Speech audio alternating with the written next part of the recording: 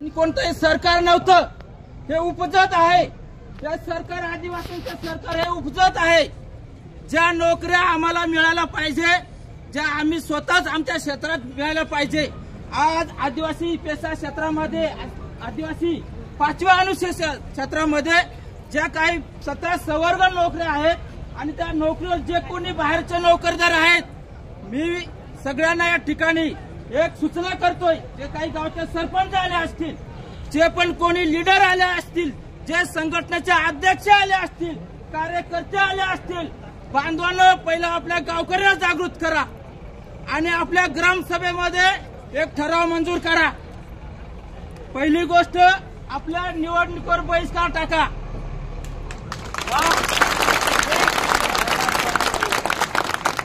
कारण आपण निवडून कोणाला देतोय? आमदार खासदारांना देतोय. कशासाठी निवडून देतो?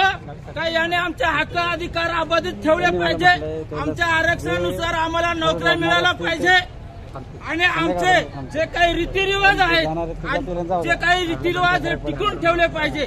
परंतु एकदा यांना निवडून दिलं का या समाजाकडे पाठ फिरून आपल्या पक्षाची गुलामगिरी करणारे नेते आहेत आणि त्याच्यामुळं आम्हाला निवडणुकीची गरज नाहीये.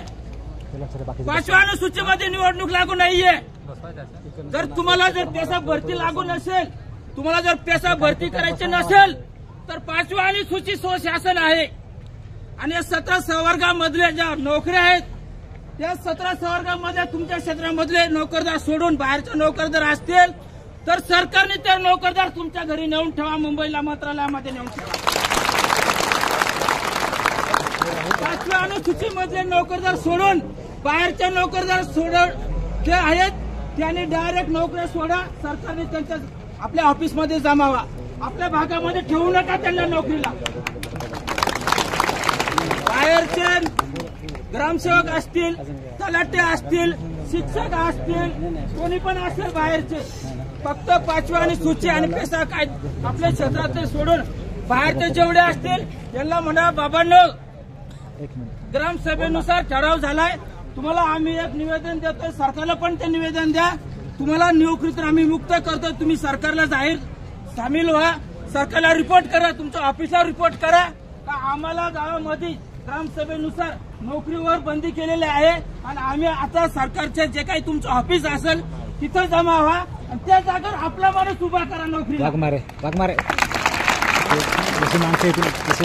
कशाला नोकऱ्या मागायच्या सरकारकडे? कशाला आंदोलन करायचं? स्वशासनमध्ये 5व्या अनुसूचीमध्ये जर आमचे हक्क आहे, जर त्याच्यावर सरकारने 5व्या अनुसूचीनुसार आणि आपल्या राज्यपालांनी जर एक JR काढलेला आहे, तो JRची तोडमोड करून, पेसा भरतीची तोडमोड करून जर आमच्या नोकऱ्या घालवत असतील तर आम्हाला तुमच्या नोकऱ्या सुद्धा घालवता येतात. आम्हाला सुद्धा आमचा अधिकार आहे. 5व्या अनुसूचीनुसार आमच्या क्षेत्रामध्ये आमचेच नोकरदार पाहिजे. तुमचे नोकरदार तुमच्या ऑफिसला जमा करा. काहीच गरज नाही तुमच्या नोकरांची. आमचे बांधव शिकलेत, आता आम्ही शाळा पण चालू शकतोय, दवाखाना पण चालू शकतोय, आमचे पोलीस प्रशासन पण उभं करू शकतोय, तलाठी पण चालू शकतोय. एवढे मुलं बेरोजगार आहेत.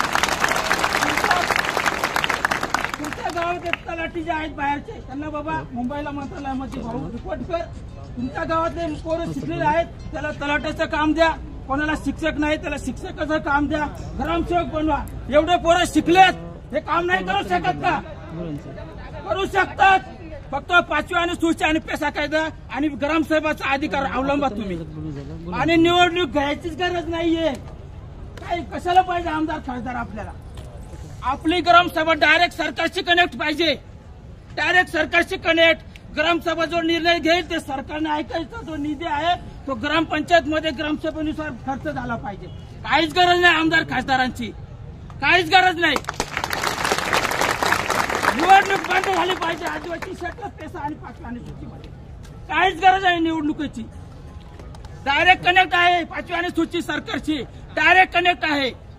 संविधानामध्ये लिहिलंय 5व्या अनुसूचीमध्ये सरकारकडून जो निधी येईल आदिवासी क्षेत्रासाठी विकासासाठी जो निधी येईल तो ग्रामसभेला येईल आणि ग्रामसभा डायरेक्ट खर्च करून आणि जो काही रिपोर्ट असेल, जे काही फायनान्शियल जो रिपोर्ट असेल जे ऑडिट असेल ते सरकारला देऊ शकतंय. तेवढी ग्रामसभा सक्षम आहे. आम्ही कमजोर बनवलं त्या